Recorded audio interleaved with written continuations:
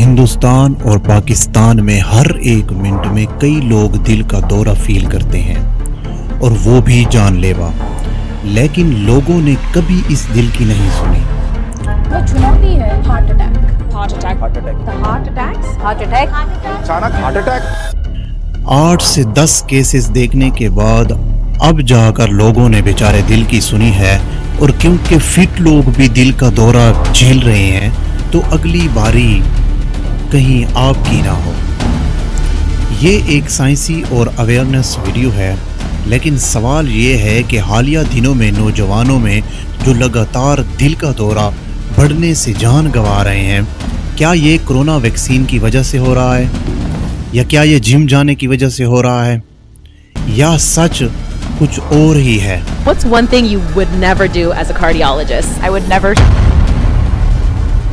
اور ہاں، آخر میں ہم اس بات پر بات کریں گے کہ کون سی عادات میں کیا ہو رہا ہے۔ یہ آپ کا دل ہے اور اس کا کام ہے نیوٹرینٹس اور آکسیجن سے بھرپور خون کو پورے جسم میں پہنچانا، اور یہ کیسے پہنچاتا ہے؟ اس طریقے سے خون کو پمپ کر کے۔ یہ کچھ ایسا ہی ہے جیسے آپ کے گھر میں پانی کی موٹر پانی کو اوپر ٹینکی میں بھیجتی ہے۔ آپ کے دل کا بایاں حصہ یعنی لیفٹ وینٹریکل پمپنگ چیمبر ہے۔ جب یہ سکڑتا ہے، کنٹریکٹ ہوتا ہے، تو خون ایورٹا کے ذریعے جسم میں پہنچ جاتا ہے۔ ایورٹا ایک بڑی شریان ہے جو آپ کے دل سے جڑی ایک بڑی نالی کی طرح جو خون جسم میں بھیجتی ہے۔ اہم بات یہ ہے کہ ایورٹا سے جڑی ہوتی ہے کورونری آرٹریز جو دل سے جڑی ہوتی ہیں، اور دل نے جو بلڈ ابھی پمپ کیا وہی غذائیت اور آکسیجن سے بھرپور بلڈ واپس انہی کورونری آرٹریز کے ذریعے دل کو ملتا ہے تاکہ ہارٹ صحیح سے ورک کر سکے۔ گھر کی موٹر تو بجلی سے چلتی ہے، لیکن دل بجلی سے نہیں چلے گا، اس لیے اس دل کی پمپنگ میکانزمز کو قائم رکھنے کے لیے اس کو آکسیجن اور غذائیت والا بلڈ مسلسل ملنا چاہیے۔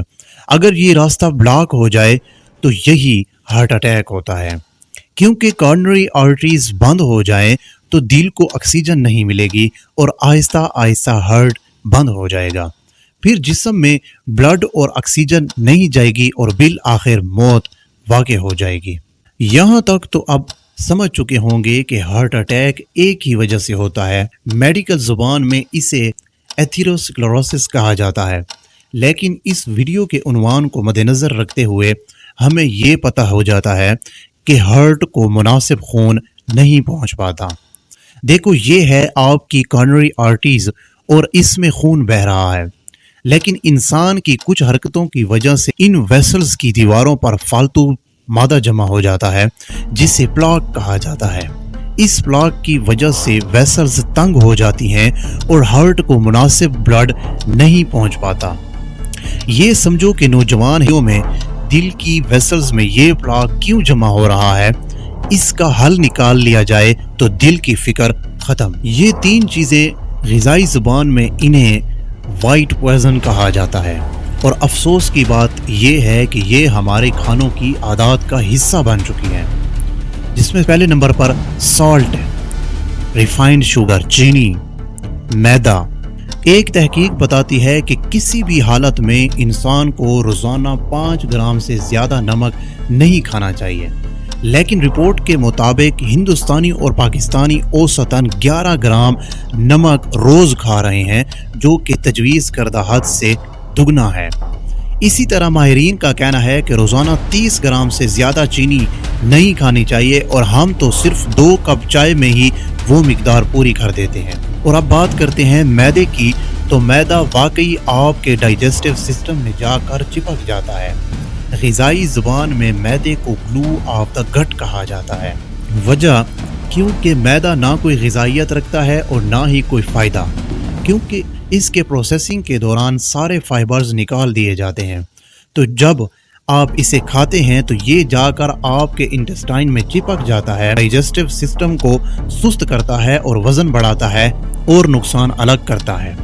मैदा तो खैर मुकम्मल तौर पर फजूल है, लेकिन साइंस के मुताबिक तो सफ़ेद चावल और गंदम भी रोज़ाना खाना सही नहीं है, क्योंकि इनका मुसलसल इस्तेमाल भी मोटापे और मेटाबॉलिक बीमारियों का। अब इस बात को ज़रा बायोलॉजिकल तरीके से समझें। जब आप बहुत ज़्यादा शक्कर यानी चीनी इस्तेमाल करते हैं, जैसे processed fruit, juice, cold drink, मिठाइयाँ वगैरह खाते हैं, तो आपके खून में अचानक शुगर का लेवल बढ़ जाता है। लेकिन जिस्म को उस वक्त इतनी शुगर की ज़रूरत नहीं होती, तो इंसुलिन खारिज होती है जो इस शुगर को चर्बी यानी फैट में तब्दील कर देता है। इसलिए गुलाब जामुन और मिठाइयों का 95% आपके जिस्म में जाकर चर्बी में तब्दील हो जाता है। और अगर आप ये सब रोज़ाना खाते हैं तो बाहर से आप सिर्फ 8 महीने के प्रेग्नेंट नज़र आएंगे, लेकिन अंदर से पेंक्रियाज सूज जाएगा और डायबिटीज़ के रास्ते खुल जाएंगे।